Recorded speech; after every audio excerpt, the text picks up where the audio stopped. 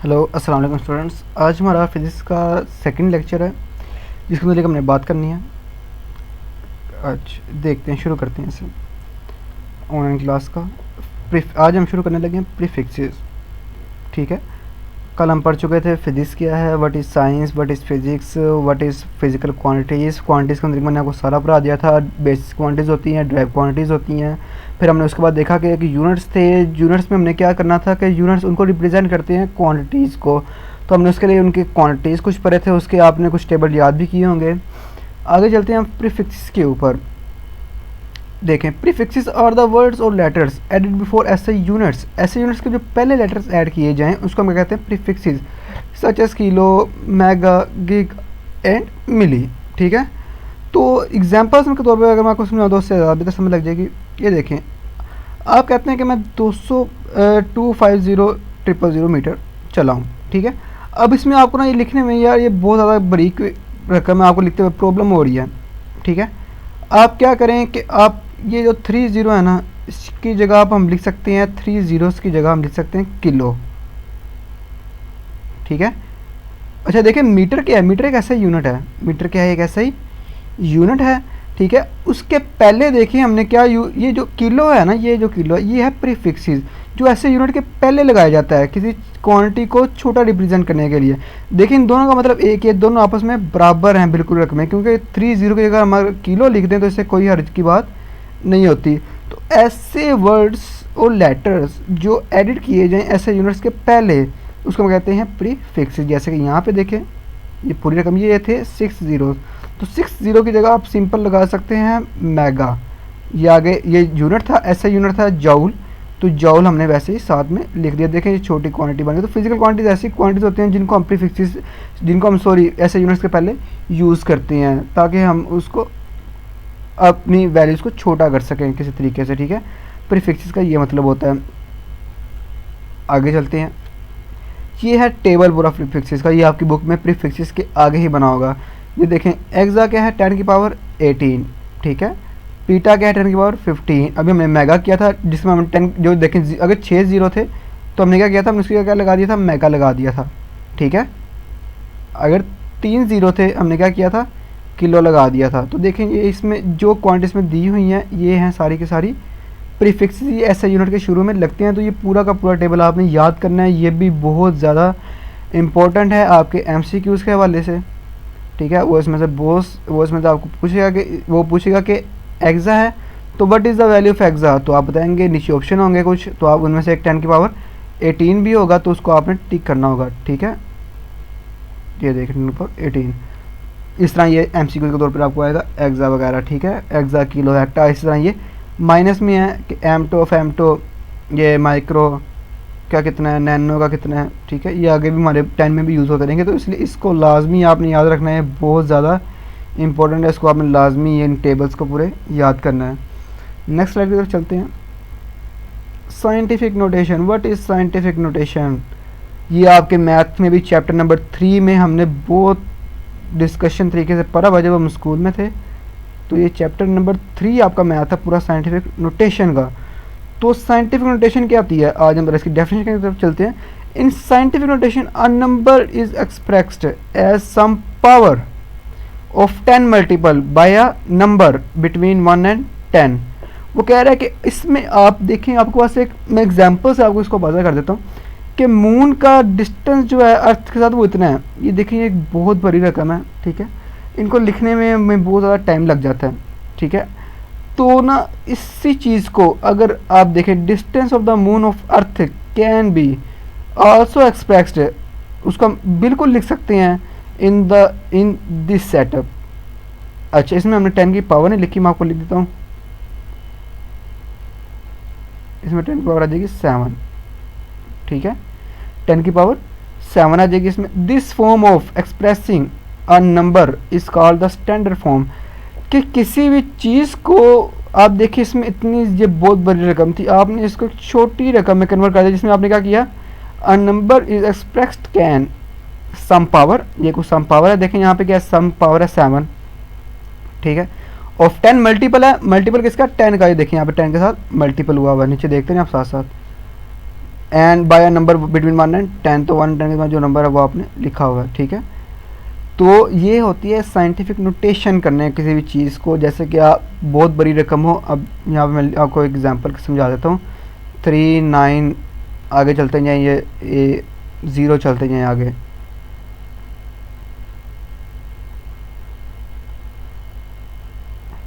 ये देखिए यहाँ पे आगे 0 चलते जा रही है, एक रकम हो सकती है। तो अब ये एक बहुत बड़ी रकम है, तो आप चाहते हैं कि यार इसको हमने बिल्कुल, हम इससे हमारे क्या होता है, हमारी इंक बच जाती है, पेपर बच जाता है, थोड़ा सा टाइम बचता है, सबसे मेन चीज़। तो ये अब ये देखें बहुत बड़ी रकम है, ठीक है। इसको आप क्या लिख सकते हैं, आप लिख सकते हैं इसको 3.9,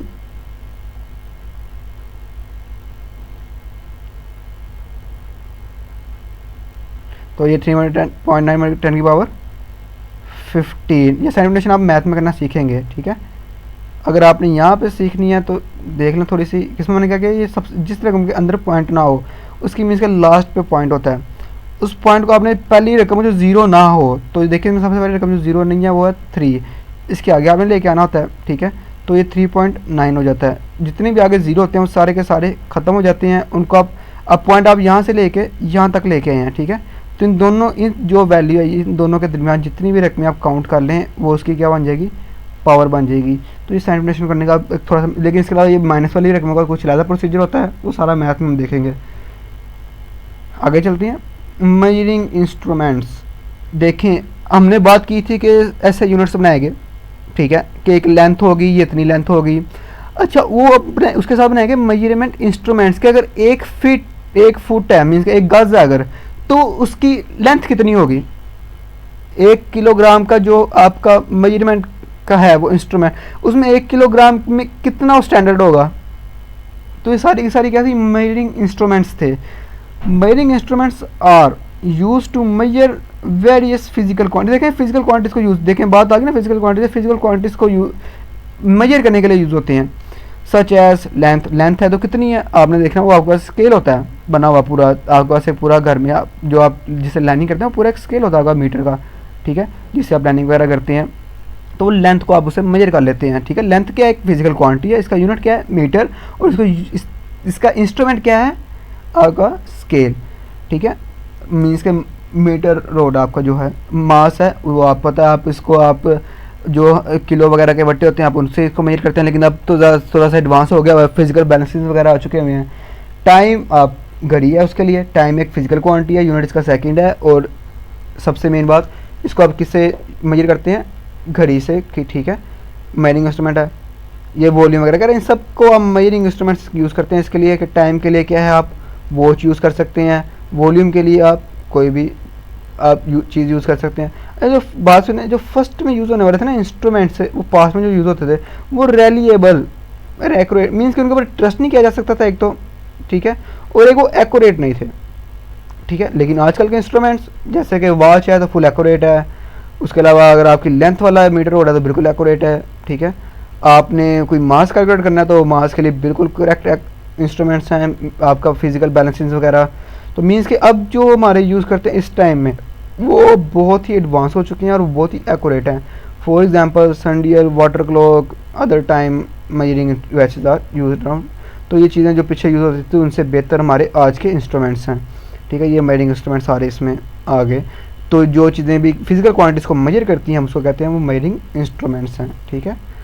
मेजरिंग इंस्ट्रूमेंट्स, आगे चलते हैं। मेजरिंग इंस्ट्रूमेंट्स में पहली चीज़ आती है the metre rule. Metre rule कि आपका फर्स्ट जो मीन्स स्केल होता है जिसके हम पीछे बात करते हैं वो आता है आपका फर्स्ट में सॉरी, इसके कुछ पॉइंट हैं वो देख लें ज़रा। It is commonly used in the laboratories, laboratory में यूज होता है to measure length of an object और डिस्टेंस बिटवीन 2 पॉइंट्स। लेबोरेटरीज में भी आम लाइफ में भी यूज़ हो सकता है। आप जब भी आपने कोई लेंथ मेजर करनी होती है आपने किसी भी चीज़ की तो आप उसको यूज़ करते हैं। आप उसमें क्या होता है, आपने समझ लें कि यहाँ से आपने यहाँ से लेकर यहाँ तक लेंथ मूव करनी है किसी चीज़ की, तो आप इन 2 पॉइंट्स होते हैं उनके दरमियान आप स्केल रख लेते हैं और आपको लेंथ का पता लग जाता है। मीन कोई भी 2 चीज़ें जो भी आपने जिसकी भी लेंथ मेजर करनी है उनका कुछ ना कुछ एक एंड पॉइंट होगा और एक स्टार्टिंग पॉइंट होगा, उन दोनों के दरमियान में आप लेंथ मूव कर लेते हैं स्केल रख के, ठीक है। तो ये इसका फर्स्ट पॉइंट था कि ये कॉमनली किस में यूज़ होता है, आपका किसी भी डिस्टेंस के 2 पॉइंट्स में ऑब्जेक्ट्स को डिस्टेंस को फाइंड करने के लिए। इट इज़ 1 मीटर लॉन्ग, ये 1 मीटर लॉन्ग होता है, which is equal to 100 centimetre. इसके अंदर आप मीटर रोड के अंदर, अपने मीटर रोड के अंदर देखेंगे आप, उसके अंदर पूरा एक क्या होता है, 1 मीटर होता है वो, और 1 मीटर में आपको पता है कि 100 सेंटीमीटर होते हैं, ठीक है। सेंटी देखें, अब ये मीटर क्या है, मीटर है एक ऐसा यूनिट, अब उसके पीछे आपने सेंटी लगा दिया तो सेंटी क्या बन जाएगा, प्री फिक्सिस। अभी हमने पीछे पढ़ा है प्री फिक्सिस, सेंटी क्या है, प्री फिक्सिस। अच्छा ये 100 सेंटीमीटर होगा, ठीक है। Each centimetre is divided into 10 small division. अच्छा सेंटीमीटर को भी हमने आगे डिवीजन किया हुआ है, उसको हम कहते हैं मिलीमीटर्स। तो देखें मीटर के ऐसा यूनिट है, और मिली क्या है, प्रीफिक्स। मिली क्या है, ये मिली है, ये प्रीफिक्स है, और जो ये मीटर है ये क्या है, ये ऐसा ही यूनिट है, ठीक है। इसकी डिवीजन इसके आगे मिलीमीटर में होती है। अच्छा अब लीस्ट काउंट क्या होता है, बड़ी इंपॉर्टेंट डेफिनेशन है ये, आपकी बहुत ज़्यादा इंपॉर्टेंट डेफिनेशन है, ये आपको सिलेबस में भी दी होगी। मीटर रोड का देख लें, लीस्ट काउंट का होता है द 1 मिलीमीटर। ये मीटर रोड का है, ये याद रखिएगा, ये मीटर रोड का है। वर्नियर कैलिपर और स्क्रू गेज की हम अलग आगे पढ़ेंगे। तो ये लीस्ट काउंट का है, the 1 millimetre is the smallest reading. Least count क्या होता है, द 10। आप यहाँ से शुरू करते हैं लीस्ट काउंट की definition. The smallest reading that can be taken. अच्छा आप आगे यहाँ पे अगर वो जो भी आपको जिसकी भी दी है, मीटर रोड है तो मीटर रोड लिख देंगे, अगर वर्नियर कैलिपर है तो वर्नियर कैलिपर लिख देंगे, अगर स्क्रू गेज है तो स्क्रू गेज लिख देंगे। मीन्स के आप लिखेंगे आपके रूलर मीटर रोड किया तो आप क्या लिखेंगे, the smallest reading that can be, sorry मैं ज़रा इसको आपको शो कर देता हूँ, the smallest reading that can be taken using a metre rod is called its least count.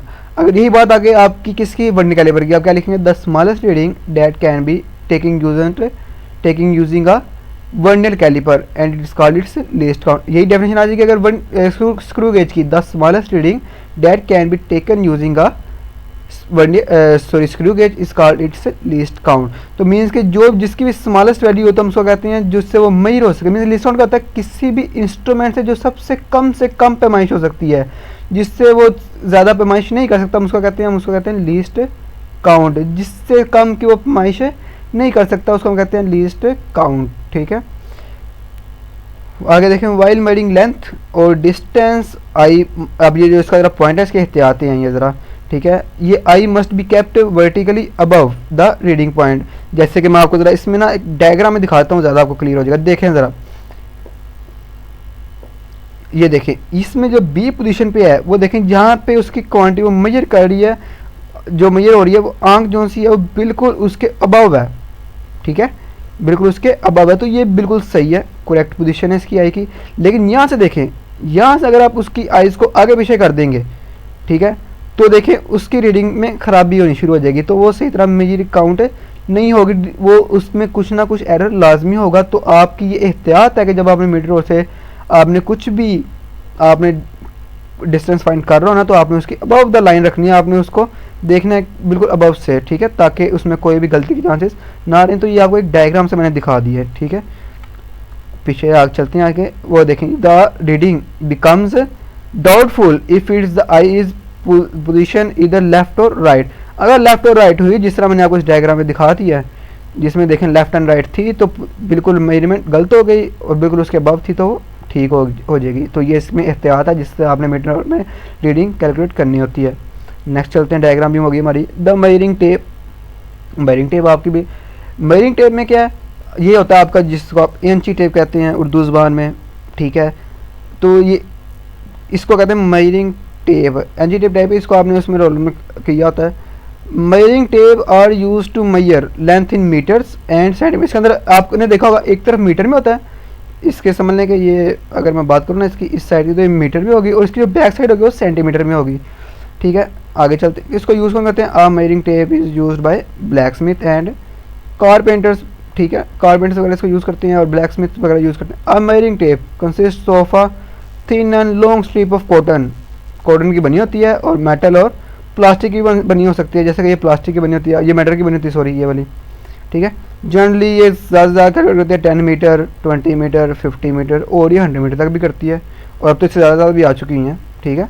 Measuring tapes are marked in centimetres as well as in inches, ये inches में भी हो सकती है और ये सेंटीमीटर्स में भी हो सकती है। ये सारा काम आपने याद करना है। बेशक आप चाहें तो यहाँ से स्लाइड्स वगैरह की आप स्क्रीनशॉट करके याद कर सकते हैं, या फिर आप अपनी बुक से इसको आप बिल्कुल कर सकते हैं। मैंने आपकी बुक की वर्डिंग ही ऑल टू ऑल यूज़ की है, मैंने खुद से कोई वर्डिंग यूज़ करने की कोशिश नहीं की, ताकि आपको बुक्स जो भी मैं पढ़ाऊँ वो बुक के अकॉर्डिंग हो, ठीक है। आपको बाद में प्रॉब्लम ना हो कि हमने कहाँ से वो चीज़ें ढूंढनी है। तो ये बिल्कुल बुक की वर्डिंग है, आप चाहें यहाँ से स्क्रीनशॉट कर लेके याद कर सकते हैं, या फिर आप अपनी बुक में से इसको देख के कर सकते हैं, ठीक है। बहुत बहुत शुक्रिया आपका। और ये आपका सैटरडे के वाले दिन कभी भी टेस्ट कंडक्ट हो सकता है इस सैटरडे के अंदर, ठीक है। और जो क्वेश्चंस हैं इनको आप लाजमी याद करें, लिखें, अपना काम बिल्कुल रेगुलर बेसिस के ऊपर करें। बहुत बहुत शुक्रिया।